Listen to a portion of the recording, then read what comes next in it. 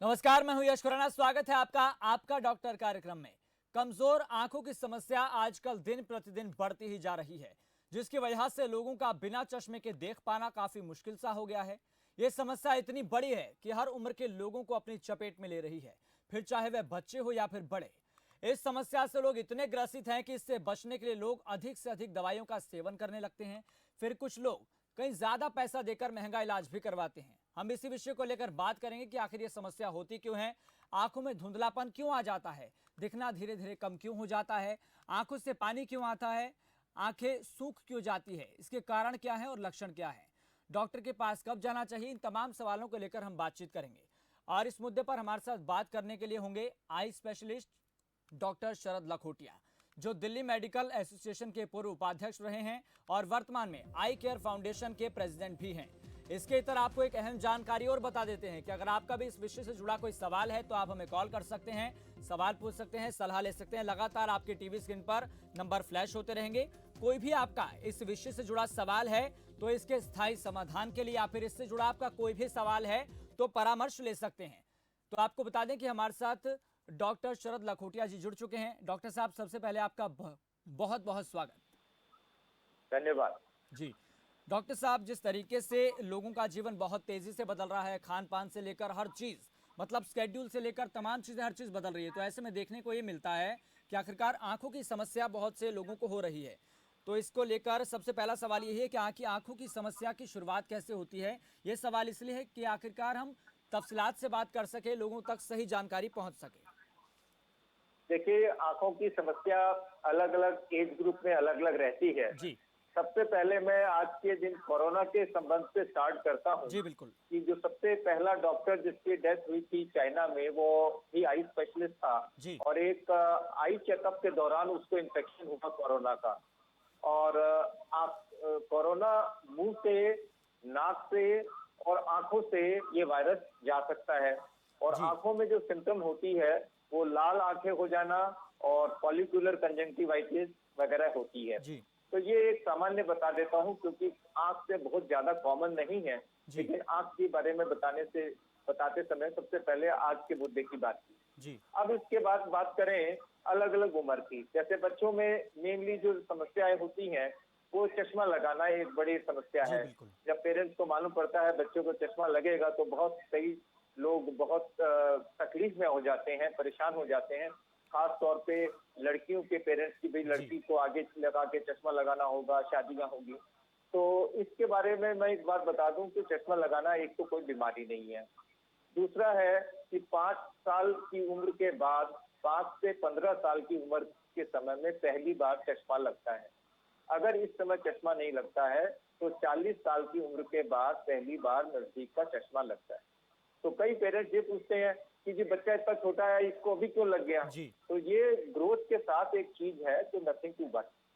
अब आप इसको एक और बात भी समझें, चश्मे लगाने की चिंता न करें, क्योंकि अगर आप चश्मा नहीं लगाना चाहते हैं तो इतने विकल्प आ गए हैं। कॉन्टैक्ट लेंस से लेके लेजर सर्जरी, लेजिक जिसको बोलते हैं, वो भी है। और अब आप विश्व की सबसे अत्याधुनिक प्रोसीजर स्माइल, जिसमें कि बहुत फाइन प्रोसीजर होता है और चश्मे का नंबर परमानेंट हट जाता है, ये भी पॉसिबल है। इवन मोतियाबिंद वगैरह जब बाद में उम्र के साथ होते हैं तो भी आज के दिन ऐसी रिफ्रैक्टिव सर्जरी होती है जिसमें चश्मे का नंबर उस समय भी हट जाता है।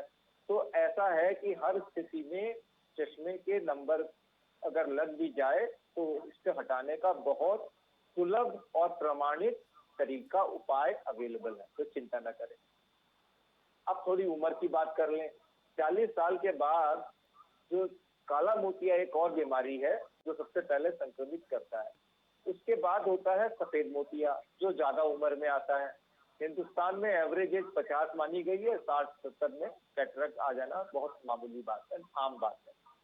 मोतियाबिंद के इलाज में भी बड़ी प्रगति हुई है, जी क्योंकि मोतियाबिंद का पहले जो इलाज होता था, आज के दिन तो टॉपिकल में यानी बिना इंजेक्शन लगाए एक ड्रॉप डाल के पूरा प्रोसीजर हो जाता है।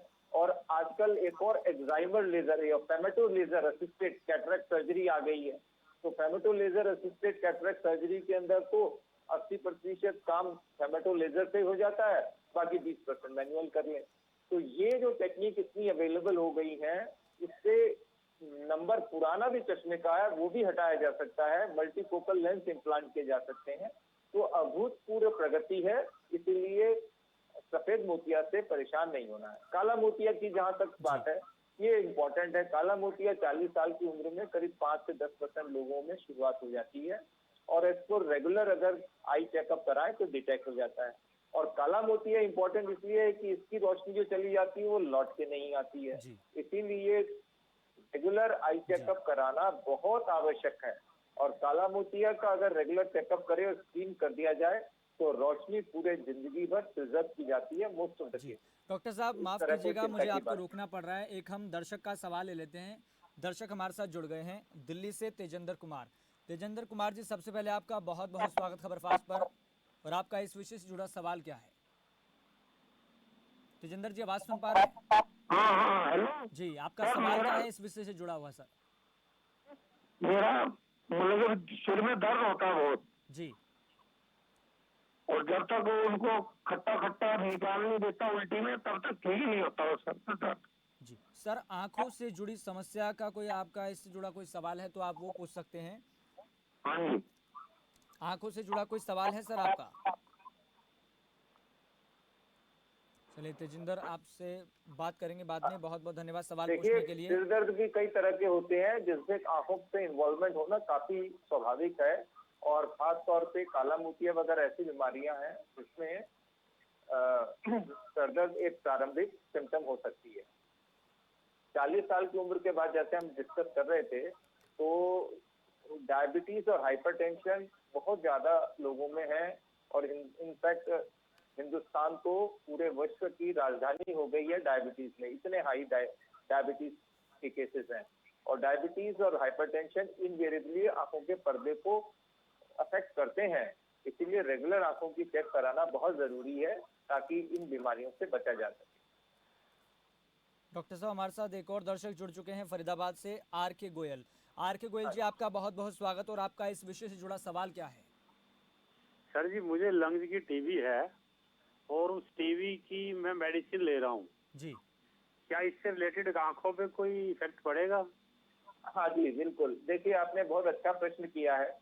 एक तो जब भी टीबी का मरीज होता है कोई भी, तो हम लोग रेगुलर आंखों की चेक कराने को बोलते हैं। दो जी। कारण है। एक तो टीबी डायरेक्टली आपकी आंखों में रेटिनल वेसल्स को अफेक्ट कर सकता है और आराइटिस, आइरिडोसाइक्लाइटिस के अलावा रेटिनाइटिस वगैरह कई तरह की चीजें कर सकता है। तो घबराए नहीं, आंखों की रूटीन चेकअप में मालूम पड़ जाएगा। और हर टीबी मरीज को आंखों में इन्वॉल्वमेंट होगा ये जरूरी नहीं, लेकिन टाइम टू टाइम चेकअप कर लेंगे तो कोई प्रॉब्लम। दूसरी बात इंपॉर्टेंट, जो सबसे इम्पोर्टेंट है, समझिए ध्यान से। आप इसके ट्रीटमेंट के दौरान में कई दवाइयां खाते हैं और इन दवाइयों में एक दवाई होती है इथैम्बुटॉल, जिसकी जरूरत बहुत ज्यादा होती है। ये दवाई कुछ लोगों में आंखों के पर्दे की रोशनी परमानेंट खत्म कर देती है, क्योंकि नस को सुखा डालती है। जब भी मरीज इथैम्बुटॉल लेता है, जो कि अमूमन हर एक ट्यूबरकुलर मरीज को लेनी पड़ती है, तो उस दौरान में हर महीने में एक फील्ड ऑफ विजन टेस्ट और काला मोतिया का टेस्ट होना चाहिए, जिससे ये मालूम पड़े कि फील्ड कंस्ट्रिक्ट तो नहीं कर रही है। अगर फील्ड नॉर्मल है तो दवाइयां बेहिचक लीजिए आराम से। अगर फील्ड में कोई कमी है तो उसको तुरंत चेक करना। ऐसा देखा गया है कि कई मरीज जिन्होंने आगे आंखें चेक नहीं कराई और ट्यूबरकुलर की दवाइयां खाई है ट्यूबरकुलोसिस की, उन्होंने आंखों की रोशनी काफी हद तक गंवा दी। तो ये ध्यान में रखने की बात। आर के गोयल जी, बहुत बहुत धन्यवाद सवाल पूछने के लिए। एक और दर्शक हमारे साथ जुड़ गए हैं, आत्माराम राजस्थान से। आत्माराम जी, सबसे पहले आपका बहुत बहुत स्वागत खबरफास्ट पर। आत्माराम जी, आवाज सुन पा रहे हैं? चलिए, संपर्क नहीं हो पा रहा है। लेकिन डॉक्टर साहब, हम बात कर रहे थे बहुत से मुद्दों को लेकर, आपने बातचीत की, तफसीलात से बताने का प्रयास भी किया, लेकिन इसके इतर ये सवाल आता है सभी लोगों के जहन में, दर्शकों के जहन में, कि आखिरकार ये समस्या होती क्यों है आंखों की? देखिए, समस्या आंखों में क्यों होती है, अब मैं दो चीजों पे बहुत बताऊंगा जी आज। एक प्रासंगिक है, ये हमारा पीरियड जो चल रहा है, कोरोना का पीरियड, पेंडेमिक पीरियड। इस समय हम सोशल डिस्टेंसिंग कर रहे हैं, वर्क फ्रॉम होम कर रहे हैं, तो हमारा स्क्रीन टाइम मैक्सिमम हो रहा है। यानी बच्चे भी ऑनलाइन क्लासेस कर रहे हैं, जी बड़े भी ऑनलाइन काम ज्यादा कर रहे हैं, ऑनलाइन चीजें हो रही हैं। इसके कारण आंखों में ड्राई होने की टेंडेंसी बहुत बढ़ रही है। जी एक तो विश्वव्यापी कंप्यूटर जगत में कंप्यूटर का युग आते ही आंखों में ड्राइनेस की एक समस्या बड़ी हो गई। इसके बाद ये जो आपका स्क्रीन टाइम बढ़ा है अभी, बच्चों तक में भी ड्राइनेस की टेंडेंसी हो रही है, और ये अगर ध्यान न रखा जाए तो आगे चल के उम्र के साथ ये समस्या हो सकती है। इसमें सिंपल लुब्रिकेंट डालना चाहिए, और थोड़ी सी आंखों की एक्सरसाइज होती है, जैसे स्क्वीज करना, आंखों को ब्लिंक करते रहना बीच बीच में, ये जरूरी है। और हर 3-4 घंटे के बाद कंप्यूटर स्क्रीन से थोड़ा सा रिलैक्स करना चाहिए। लुब्रिकेंट अगर डालते रहेंगे तो आंखों जी की रोशनी बची रहेगी, अगर नहीं डालेंगे तो ये ड्राइनेस बढ़ते बढ़ते आगे विजन थ्रेटनिंग प्रॉब्लम्स भी कर सकती है। तो इसे इजी ना लिया जाए, और विश्वव्यापी है ये समस्या, यानी आज हिंदुस्तान नहीं पूरे विश्व में ये ड्राइनेस आंखों की एक बड़ी समस्या के रूप में हो गया। और ये सर्वे आया है जी जिसके कारण ये बताया गया है कि विश्व में सबसे अधिक मरीज जिस बीमारी के लिए आंखों की क्लिनिक में जाते हैं वो ड्राई आईज है आज के दिन। जी, मतलब लुब्रिकेंट का ज़्यादा से ज़्यादा प्रयोग करना चाहिए डॉक्टर साहब। इस्तेमाल जी करना चाहिए। जी, डॉक्टर साहब हमारे साथ एक और दर्शक जुड़ चुके हैं, उनके सवाल ले लेते हैं। रोहतक से जुड़े हैं सुरेश कुमार। सुरेश कुमार जी, आपका बहुत बहुत स्वागत खबरफाश पर। आपका आंखों से जुड़ी हुई समस्या को लेकर सवाल क्या है? मेरा सवाल सर ये है कि मैं 62 साल का हूँ जी। जी मेरा चश्मा डबल बना हुआ है जी। एक चश्मे में दोनों है जी, दूर का और नजदीक का जी। तो जब मैं उस कंप्यूटर पे काम करता हूँ ना जी, तो बीच की लाइन बीच में दिखने लग जाती है कंप्यूटर पे, मेरे से काम होता नहीं सर। बहुत बढ़िया आपने प्रश्न पूछा है। देखिए ऐसा है कि आपकी उम्र में दूर का यानी 40 साल के बाद एक दूर का चश्मा होता है, एक नजदीक का होता है, जिसे बाइफोकल बोलते हैं। आमतौर पे यही लोग प्रिस्क्राइब करते हैं। लेकिन एक आता है multifocal progressive lenses. Progressive lens में पावर ऊपर से नीचे ग्रेजुअल इंक्रीज होती है, इसमें आप हर एक डिस्टेंस फोकस कर सकते हैं। जब आप बाइफोकल लगाते हैं तो उसमें से 2 ही पावर होती है, ऊपर वाला हिस्सा दूर के लिए, नीचे वाला नजदीक के लिए। नजदीक का मतलब है रीडिंग डिस्टेंस, डिस्टेंस पे आमतौर से हम पढ़ते हैं। तो जिस डिस्टेंस में हम पढ़ते हैं, और दूर यानी 20 मीटर 6 मीटर या 20 फीट से दूर, जो भी चीजों से दूर बोलते हैं। तो इस बीच का जो रास्ता है दरमियान, आपको साफ नहीं दिखेगा, इसीलिए प्रोग्रेसिव लेंस पहनना होगा। प्रोग्रेसिव पहनेंगे तो आपको हर एक डिस्टेंस साफ दिखेगा। चलिए सुरेश कुमार जी, बहुत बहुत धन्यवाद सवाल पूछने के लिए। हमारे साथ एक और दर्शक जुड़ गए हैं, आत्माराम राजस्थान से। आत्माराम जी, आपका सवाल क्या है इस विषय से जुड़ा हुआ? डॉक्टर साहब नमस्कार। मेरा लड़का 40 साल का है जी और मैंने यहाँ गंगानगर में भी दिखाया और पीजी हेलो जी मैंने आत्माराम पीजी जी, हम और आपकी आवाज सुन पा रहे हैं, सवाल पूछिए। चंडीगढ़ में भी दिखाया बच्चे जी। को। अच्छा, वहाँ क्या है, इसकी जो ये पर्दा जो है ये वीक है, पर्दे का कोई इलाज नहीं है बता रहे वो, और उसके काड़िया मोती और हो गया है। अब मैं आपके पास आके मिलूं क्या?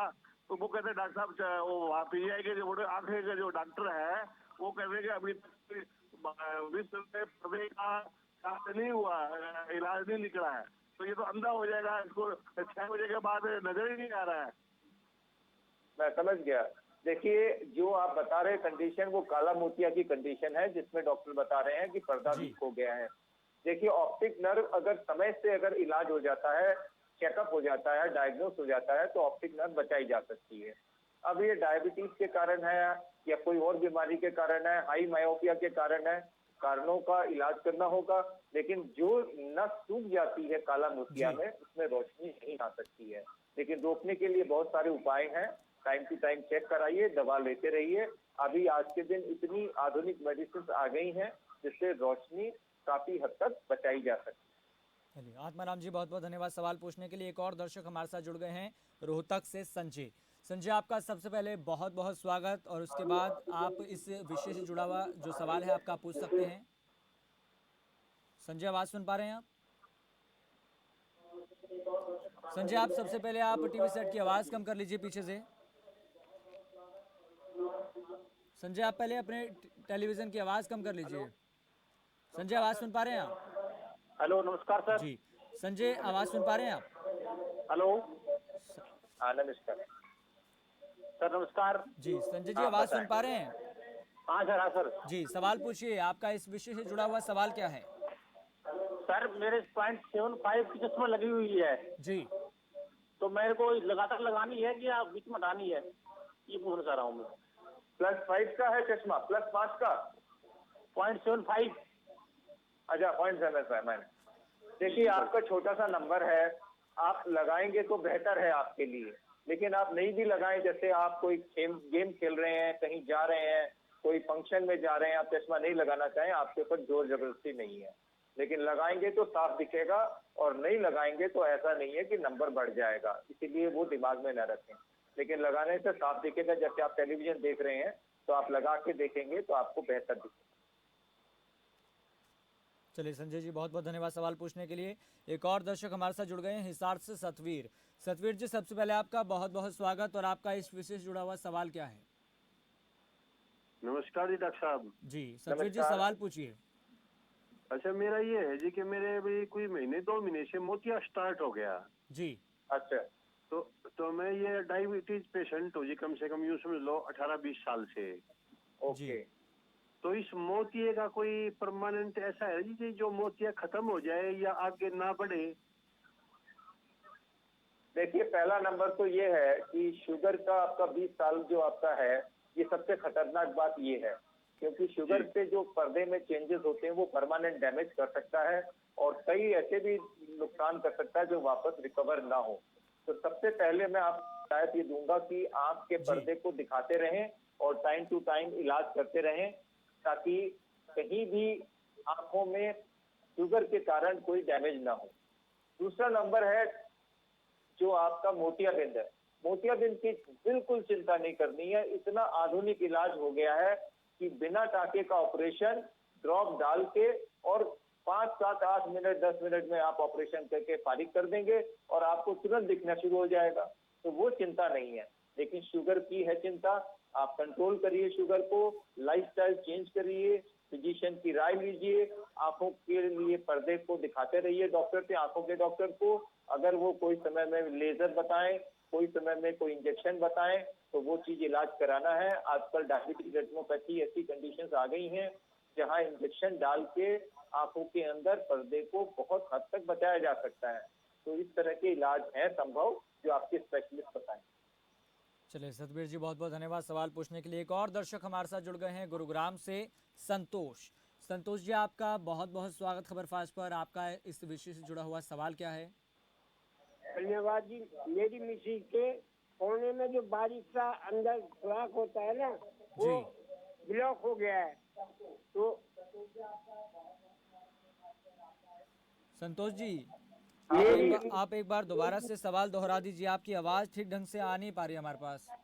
मेरी मिसेज के आंखों में जो साइड में, हाँ हाँ, समझ गया। जी। तो पानी आ रहा है ना, आंखों से पानी बह रहा है, जी जी जी जी, बस आंखों से पानी बह रहा है। उम्र कितनी है उनकी? 60 साल। अब देखिए, 60 साल की उम्र एक बीच की एज है। आंख से अगर पानी, अगर वो रास्ता बंद हो जाता है, आंख और नाक के बीच में एक बहुत पतला सुराख होता है, जहाँ से रास्ता होता है पानी जाने का, आंखों का आंसू वहां से होके गले में जाते हैं। अब ये सुराख अगर ब्लॉक हो जाता है तो सिरिंजिंग करके एक टेक्निक है जिससे आंखों के डॉक्टर करेंगे और रास्ता साफ कर देंगे।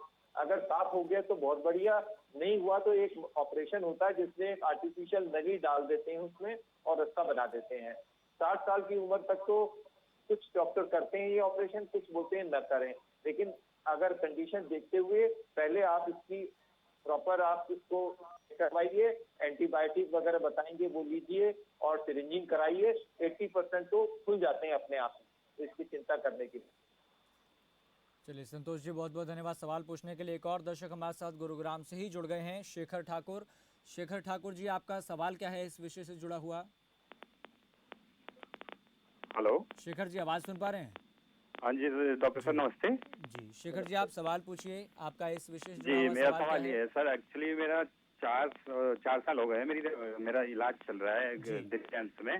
मेरे आंखों में एलर्जी है, धूप से और धूल वगैरह से एलर्जी है सर। तो ये दवाई चल रही है, डॉक्टर कहने की दवाई चलती रहेगी। तो मैं ये जानना चाहता हूँ क्या मतलब ऐसी दवाई चलती रहेगी या कुछ इसका सोल्यूशन है? देखिए, आंखों में एक एलर्जी बड़ी आम प्रॉब्लम है, और एलर्जी के लिए टाइम टू टाइम देखिए, एक तो कुछ दवाइयाँ अपने आप से आप इस्तेमाल कर लें तो उससे आंखों की रोशनी जा सकती है।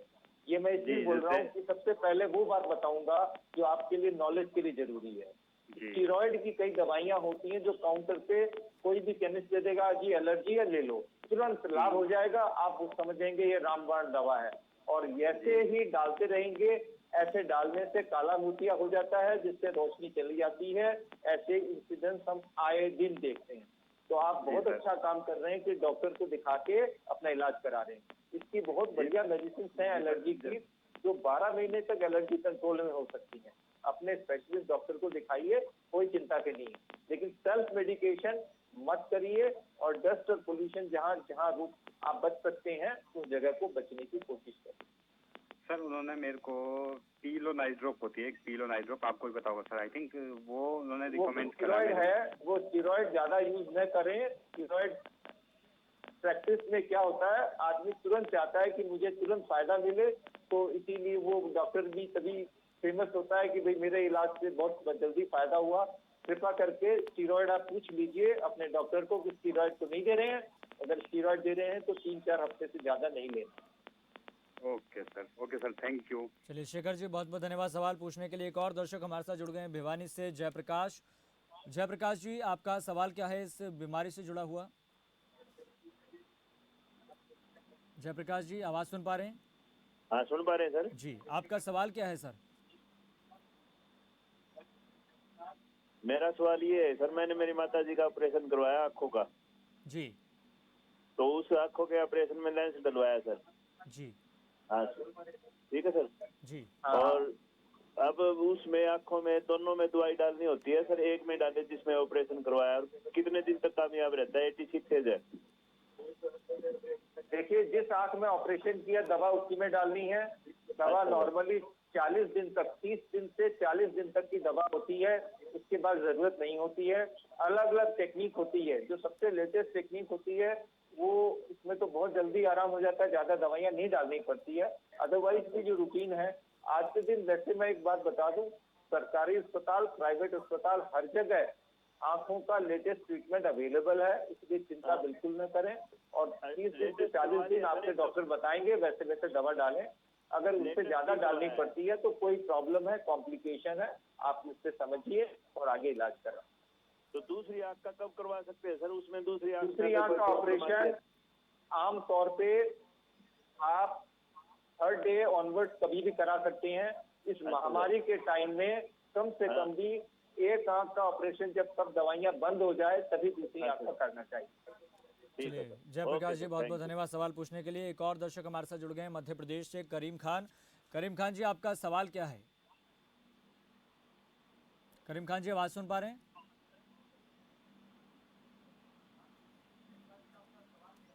जी नमस्कार। जी नमस्कार जी, सर आपका सवाल क्या है? जी मेरा सवाल ये है, मेरी राइट साइड की आंख में जी जब मैं देखता हूँ तो मेरा सवाल है, मेरी राइट साइड की आंख में जब मैं देखता हूँ तो बीच में एक पॉइंट बनता है जिसमें नहीं दिखाई देता, और राइट साइड में चारों तरफ दिखाई देता है। इसका समाधान बता दें। आप जब देखते हैं तो बीचों बीच नहीं दिखता है, साइड में नजर दिखता है, यही बता रहे हैं ना आप? पूरा दिखता है। जब सेंटर में देखते हैं तो नहीं दिखता है, साइड में देखते हैं तो दिखता है। अगर ऐसी कंडीशन होती है, जैसे आपके चेहरे को देख रहा हूँ तो चेहरा नहीं दिखाई देगा, लेकिन मैं आपकी बात बिल्कुल समझ गया हूँ। मैं आपको बताता हूँ, इस कंडीशन को बोलते हैं मैक्यूलर डीजेनरेशन, और सबसे कॉमनेस्ट कॉज है ARMD, age related macular degeneration, ARMD। ये नंबर 1 कॉज ऑफ ब्लाइंडनेस का अमेरिका में, और हिंदुस्तान में कैटरेक्ट और काला मोतिया के बाद तीसरा नंबर का सबसे कॉमन बीमारी है। इस बीमारी में शुरुआत में जितना आप अगर डिटेक्ट कर लेंगे तो इसको रोक सकते हैं। और अगर पर्दे में ये wet type of macular degeneration है तो इंजेक्शन लगाने से फायदा हो सकता है। ये आप अपने आंखों के रेटिना के डॉक्टर को दिखाइए। अगर ये ड्राई टाइप है तो ज्यादा फायदा नहीं होगा, और दवाइयां इनकी ड्रॉप्स हैं एंटी इंफ्लेमेटरी, उनको डालने से फायदा होगा। चलिए करीम खान जी, बहुत बहुत धन्यवाद सवाल पूछने के लिए। एक और दर्शक हमारे साथ जुड़ गई हैं रोहतक से, सुनीता सागवान जी। सुनीता जी, आपका सवाल क्या है? सुनीता जी, आवाज सुन पा रहे हैं? सुनीता जी, आप आवाज सुन पा रहे हैं? हाँ जी, यस जी सुनीता जी, आपका सवाल क्या है? हेलो जी सुनीता जी, हम आपकी आवाज सुन पा रहे हैं, आप सवाल पूछिए। सर, सवाल डॉक्टर साहब ये है मेरा कि मेरी बेटी 35 साल की है। जी क्या कह रहे हैं? क्या? सुनीता जी, आप सवाल पूछिए, हम आपकी आवाज सुन पा रहे हैं। Thank you. मेरी बेटी 35 साल की है जी और उसकी आंखें बहुत ज्यादा कमजोर हैं, इतनी कमजोर हैं कि मतलब उसको बहुत नजदीक का दिखाई भी नहीं देता, दूर का नजदीक का, इतनी कमजोर है। क्या करो डॉक्टर साहब उसके लिए? क्या हम उसकी आंखें डॉक्टर साहब जी डॉक्टर साहब संक्षिप्त में समाधान बता दीजिए। 35 साल देखिए, अगर आंखें कमजोर है चश्मे के नंबर के कारण तो नंबर से ठीक हो जाएगा। अगर हाई मायोपिया, गैलपिंग मायोपिया होता है कंडीशन, जिसके अंदर पर्दे में डिजेनरेटिव चेंजेस, यानी उसको बोलते हैं मायोपिक कोरिकोरेटिनल डिजेनरेटिव चेंजेस, अगर वो आ गए हैं तो वो पर्दे में जिस एरिया में फैले हैं वहां नजर नहीं आएगा। इसको आप पीरियोडिक जांच कराते रहें, क्योंकि अधिकांश मरीज की रोशनी इसलिए जाती है कि आपने पर्दे का या तो प्रॉपर इलाज नहीं करवाया या काला मोतिया के कारण वो रोशनी चली गई। तो इसको चेक कराते रहिए। नंबर कम करने के लिए तो बहुत सारे उपाय हैं, पर्दे में जान होनी चाहिए। अगर काला मोतिया नहीं है और डिजेनरेटिव चेंजेस हैं तो हर 6 महीने में दिखाते रहिए, और पर्दे में कोई भी कमी आने से आते ही इसका प्रिवेंटिव इलाज है, वो ज्यादा इंपॉर्टेंट है जानकारी। चलिए सुनीता जी, बहुत बहुत धन्यवाद सवाल पूछने के लिए।